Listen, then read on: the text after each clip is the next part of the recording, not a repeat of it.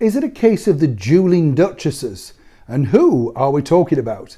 Hi, morning, Neil Sean here in the heart of London. Wonderful as ever to have your company today. Hope you're keeping well. And looking forward to a busy time as ever. In fact, coming up this month, we could tell you we will be attending the Royal Variety Performance, which is happening this year at the Royal Albert Hall. I think I remember telling you a couple of weeks ago now how the cast list seemed a little bit thin on the ground. But it's a noble gesture because all the artists give their time for free. They perform for free, and of course they get national television to broadcast their free promos. So if they're appearing in a show, or they have a book deal, or a new album, well, it's free PR. The bonus is, of course, that they get to appear in front of our British monarchy. We are told, and I'm not sure yet 100%, but it may actually include the Duke and Duchess of Cambridge alongside His Royal Highness Prince Charles and the Duchess of Cornwall. It appears, if this happens, that they're now planning to go out more as a foursome, which is kind of good in a sense because it is the next two generations, as we know, of monarchy.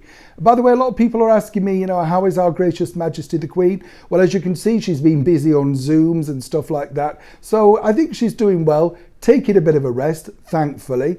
And hopefully enjoying something of, a break. I mean, goodness, the lady has worked hard all of her life, very stiff duty. And when you think about it, even now she's still receiving those red boxes with all the government papers in every day. So it doesn't really stop for her. And I don't think truly she wants it to stop. But back as ever to the breaking story of the day. So it appears that we have two more duchesses at war, but this time it's not the two duchesses that you possibly would have thought. We're not talking about the Duchess of Sussex, otherwise known as Meghan, authoress. Oh, we're not talking about the Duchess of Cambridge, otherwise known as Catherine. No, this time around we're talking about Camilla, the Duchess of Cornwall, and Sarah, the Duchess of York. And it appears that they're both battling it out for the bulging bookshelves, let me tell you. This is all because, of course, they've both decided, to really go for the book clubs. Now, the book clubs are very, very successful. I've never been in one myself, but I know they are popular. And I think it's a good way of getting people to read and discuss books and things like that to see, whether we all like the same thing. And, of course, it can throw up quite a lot of surprises because a lot of books from book clubs have become incredibly successful. Now, Sarah, Duchess of York, has started her own book club based on historical romance. As we know, she recently released her first novel of historical value, as it were. It's partly based on her true life family, and it's part of the Mills and Boon family also. Who remembers reading Mills and Boon back in the day? Do you remember those cartoon sketches on the front? I always thought they were wonderful myself. Now, as we know already, the Duchess of Cornwall has a very successful book club herself.